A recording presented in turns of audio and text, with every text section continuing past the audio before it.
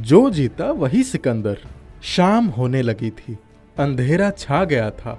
अरे अंधेरा होने लगा है सोनू, जल्दी से पास वाले दुकान से ये लिस्ट में लिखा हुआ सारा सामान ले आओ। सोनू ने झट से अपना पढ़ाई छोड़ा और अपने पापा के पास पहुंचा। ये लो पैसे। जी पापा। सोनू ने अपनी साइकिल उठाई और चल पड़ा। भैया, ये लिस्ट में लिखा सामान दे दीजिए। ठीक है सोनू। सोनू ने सामान का लिफाफा अपनी साइकिल की टोकरी में रख दिया। वापस जाने के रास्ते में एक ऊंची ढलान थी। सोनू ने 2 मिनट रुककर सोचा, क्या मैं इस ढलान पर साइकिल चलाऊं या नहीं? चलो चला लेता हूं। घबराना नहीं सोनू। सोनू ने साइकिल चलाना शुरू किया। ढलान में साइकिल चलाते हुए सोनू ने अपना नियंत्रण खो बैठा और ढलान खत्म होते ही साइकिल को ना मोड़ पाने के कारण बहुत जोर से गिर पड़ा। बरसात के कारण सब जगह कीचड़ ही कीचड़ था। सोनू वहां पूरी तरह से गिर गया। इतने में वहां से एक पड़ोसी अंकल गुजर रहे थे। सोनू को देखकर अंकल बोले, अरे सोनू। सोनू जोर से रो पड़ा। आराम से सोनू, चलो उठो, बताओ तो कितनी चोट लगी है? सोनू रोता रहा। अच्छा चलो, मैं तुम्हें घर छोड़ देता हूँ। सोनू को बहुत ज्यादा चोट लगी थी। अंकल ने सोनू को सही सलामत घर छोड़ दिया। अरे सोनू बेटे, ये क्या हुआ? सोनू तेज गति से आते हुए साइकिल से नियंत्रण खो बैठा और ढलान से आकर गिर पड़ा। सोनू, आपका बहुत बहुत धन्यवाद। आप सोनू को घर ले आए। माँ और पापा सोनू को अंदर लेकर गए। सोनू दर्द के मारे रो रहा था। माँ के आंखों में भी पानी आ गया। उस रात सोनू ठीक से सो नहीं पाया। 2 दिन के बाद कॉलेज में डांस रिहर्सल थी। सोनू को दर्द तो था, मगर वो डांस परफॉर्मेंस छोड़ना नहीं चाहता था। माँ, पापा, मैं डांस करूंगा। अब तो एनुअल फंक्शन में 1 और हफ्ता है। तब तक तो मेरा तबीयत ठीक हो जाएगा। ठीक है सोनू, मगर तुम प्रैक्टिस कैसे करोगे? मुझे सभी स्टेप्स याद है पापा, आप चिंता ना कीजिए। अगले दिन जब सोनू कॉलेज गया तो रिहर्सल के समय मैम सोनू को देख घबरा उठे। अरे, 1 हफ्ता बिना साइकिल चलाए नहीं रह सकते थे क्या? अब नाचोगे कैसे? नहीं मैम, आप चिंता मत कीजिए, मैं अभी भी नाच सकता हूँ। सोनू का हौसला देखकर मैम प्रसन्न हुई। वहीं दूसरे और कुछ लड़के सोनू के चोट देखकर खुश हो रहे थे। अब सोनू सेंटर स्टेज पर परफॉर्म नहीं करेगा। चलो, कुछ तो अच्छा हुआ। हाँ यार, वरना सबसे अच्छा डांस तो सोनू ही करता है। अब हम करेंगे। चलो सोनू, सेंटर पर आ जाओ। यह सुनते ही रघु और अनिल के कान खड़े हो गए। पर मैम, सोनू को अभी दर्द है और काफी चोट आई है। नहीं अनिल, सोनू एकदम ठीक है और फंक्शन तक वो और भी अच्छा हो जाएगा। अनिल और रघु एक दूसरे को देखने लगे। चलो, सभी अपने अपने पोजीशंस ले लो। सोनू ने सेंटर पोजीशन ले ली। गाना बजा और रिहर्सल शुरू हो गई। सभी सोनू की लगन देख बहुत खुश थे, परंतु दूसरे ग्रुप के साथी जलन से राख हो रहे थे। रघु, हमें कुछ न कुछ तो करके डांस का प्राइज जीतना है। तो क्या हुआ अगर सोनू नाच रहा है तो? उसकी हालत देखो। हाँ रघु, अभी तो वो ज्यादा हिल भी नहीं पा रहा है। 1 हफ्ते बाद भी कौन सा करिश्मा हो जाएगा। अपने ग्रुप की तैयारी करते हैं। 1 हफ्ते बाद जब डांस परफॉर्मेंस का दिन आता है तो सोनू डांस के लिए तैयार था और अगली परफॉर्मेंस है सोनू और ग्रुप की। सोनू और उसकी ग्रुप ने बेहतरीन डांस किया। तालियां बज रही थी। सब उनकी परफॉर्मेंस देखकर चकित रह गए थे। 1 हफ्ते पहले कोई नहीं कह पाता कि सोनू स्टेज पर इस कदर रंग खिलाएगी और सभी ऑडियंस खड़े होकर तालियां बजा रहे थे। सोनू के माता पिता भी गर्व से फूले नहीं समा रहे थे। बिना कोई शक के फर्स्ट प्राइज सोनू और उसके ग्रुप को ही मिला। सोनू ने डांसर ऑफ द इवेंट का खिताब भी जीता। अनिल और रघु अब निराश हो गए थे, उन्हें सेकंड प्राइज मिला था। कोई बात नहीं दोस्त, तुम्हारे ग्रुप ने भी बहुत अच्छा परफॉर्म किया, मुबारक हो। अनिल और रघु को अपनी सोच पर शर्म आ गई और उन्होंने सोनू से माफी मांगी। सोनू खुशी खुशी अपने माता और पिता के साथ घर गया। मूर्ख लकड़हारा एक राम प्यारे नाम का व्यक्ति था। वो लकड़ियां काटने का काम करता था। वो रोज जंगल जाके लकड़ियां काटा करता था और फिर वो लकड़ियों को अपने कंधे पर लाद कर बाजार ले जाया करता था। लकड़ियों को बेचकर जो पैसे मिलते थे उसी पैसे से उसका परिवार चलता था। एक दिन पता नहीं वो किस धुन में था, पेड़ की डाल पर उल्टी तरफ बैठकर लकड़ी काटने लगा। उसी समय वहां से एक घुड़सवार गुजरा। खटखट की आवाज सुनकर उसने ऊपर देखा। राम प्यारे को पेड़ की डाली पर उल्टी तरफ बैठा देखकर घुड़सवार को बहुत अजीब लगा। उस घुड़सवार ने कहा, अरे भाई, ये तुम क्या कर रहे हो? फिर राम प्यारे ने कहा, लकड़ी काट रहा हूँ, देख नहीं रहे हो क्या? देख रहा हूँ, इसलिए तो पूछ रहा हूँ। तुम गलत ढंग से बैठकर लकड़ी काट रहे हो। जब डाल नीचे गिरेगी तो साथ में तुम भी गिर जाओगे। राम प्यारे को घुड़सवार की ये बात बहुत बुरी लगी।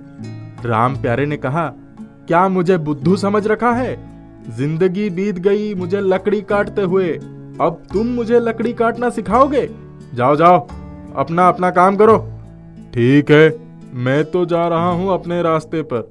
जब चोट लगेगी ना तब पता चलेगा तुम्हें। इतना कहकर घुड़सवार चला गया। राम प्यारे फिर से पेड़ की डाली काटने में जुट गया था। थोड़ी देर बाद तेज आवाज के साथ पेड़ की डाली नीचे गिर गई। उसी के साथ राम प्यारे भी नीचे आ गिरा। उन्हें कई जगह चोट लगी थी, जगह जगह कट फट गया था, खून भी निकलने लगा था। वो जैसे तैसे उठकर बैठा। तभी उसे घुड़सवार की बात याद आई। वो सोचने लगा कि जरूर वो कोई बहुत बड़ा ज्योतिषी होगा। उसने जो कहा वही हुआ। उससे कुछ और पूछना चाहिए। बस ये सोचते ही राम प्यारे अपने गधे पर बैठकर घुड़सवार को ढूंढने निकल पड़ा। कुछ दूर आगे जाकर उसे घुड़सवार मिल गया। वो एक पेड़ की छाया के नीचे लेटकर आराम कर रहा था। राम प्यारे ने उसके पैर पकड़ लिए और घुड़सवार को कहा, आप तो बहुत बड़े ज्योतिषी हैं। जैसा आपने कहा था वैसा ही हुआ मेरे साथ। अब मुझे कुछ और बताइए। राम प्यारे की बात सुनकर घुड़सवार परेशान हो गया।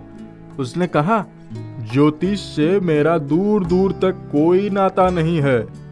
मुझे तो अपना ही भविष्य नहीं पता, तो तुम्हें क्या बताऊंगा।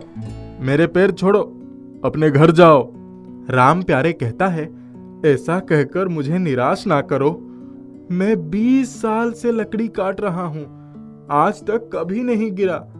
पर आप आज की भविष्यवाणी सच हुई है।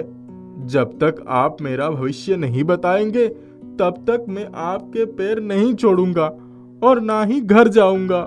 घुड़सवार ने उसे समझाने की बहुत कोशिश की, लेकिन वो अपनी जिद पर अड़ा रहा।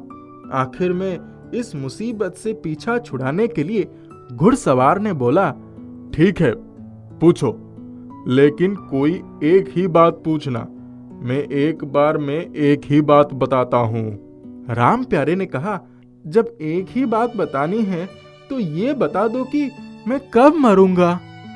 घुड़सवार सोच में पड़ गया। मौत के बारे में भला क्या बताऊं इसको, और बिना बताए पीछा भी नहीं छोड़ने वाला है ये। घुड़सवार को कुछ भी समझ नहीं आया कि अब क्या किया जाए।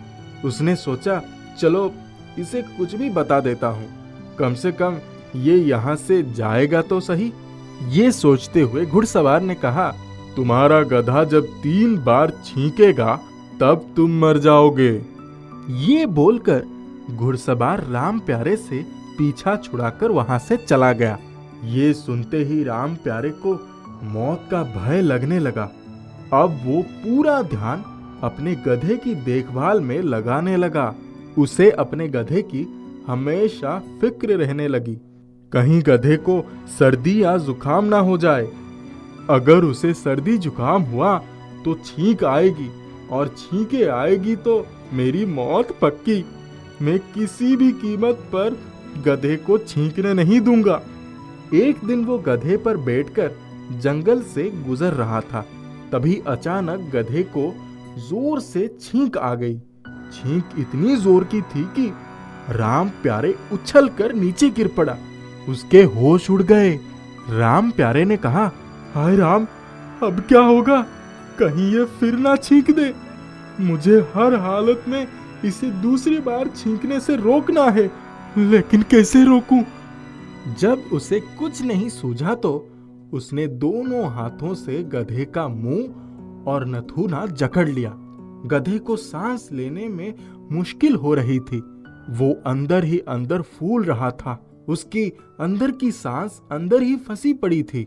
इस घुटन से छुटकारा पाने के लिए उसने पूरा जोर लगाकर फिर छींक मारी। छींक के साथ ही राम प्यारे गधे से बहुत दूरी पर जा गिरा। इस दूसरी छींक ने तो उसके दिमाग की बत्ती ही गुल कर दी। उसे कुछ समझ में नहीं आ रहा था। उसे अब गधा साक्षात यमराज लगने लगा था। गधे के नथुने किसी तोप के मुंह जैसे लगने लगे थे, जिनका निशाना उसकी तरफ था। पता नहीं कब धमाका हो जाए। राम प्यारे तीसरी छींक रोकने के लिए इधर उधर भाग भाग कर कुछ खोज रहा था। तभी उसे आंवले की बराबर के दो गोल गोल पत्थर मिल गए।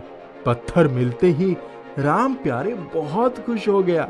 उसने तुरंत एक एक पत्थर गधे के दोनों नथुनों में ठोक दिया। नथुनों में पत्थर ठोकने के बाद उसे बड़ी राहत मिली। कमर पर हाथ रखकर वो गधे के सामने खड़ा हो गया और बोला, चलो बेटा, अब छींक के दिखाओ। नथुनों में घुसे पत्थरों से गधे की सांस घुटने लगी। वो पत्थरों को निकाल फेंकने के लिए जोर लगा रहा था। अंदर ही अंदर उसकी सांसें फूलते ही जा रही थी। राम प्यारे को पक्का यकीन था कि अब वो नहीं छींक पाएगी। वो बड़ी शान से गधे के सामने खड़ा होकर उसे चुनौती दे रहा था। गधा भी आखिर कब तक बर्दाश्त करता। वो धीरे धीरे जोर लगाता रहा और फिर पूरी ताकत बटोर कर जोर से छींक पड़ा। उसके छींकते ही दोनों पत्थर बंदूक की गोलियों की तरह निकले और राम प्यारे के माथे में घुस गए। पत्थर लगते ही वो गिर पड़ा। अब वो सोच रहा था कि घुड़सवार सचमुच में बड़ा ज्योतिषी था। उसकी भविष्यवाणी सच हो गई थी। इस तरह से राम प्यारे सचमुच राम को प्यारा हो गए।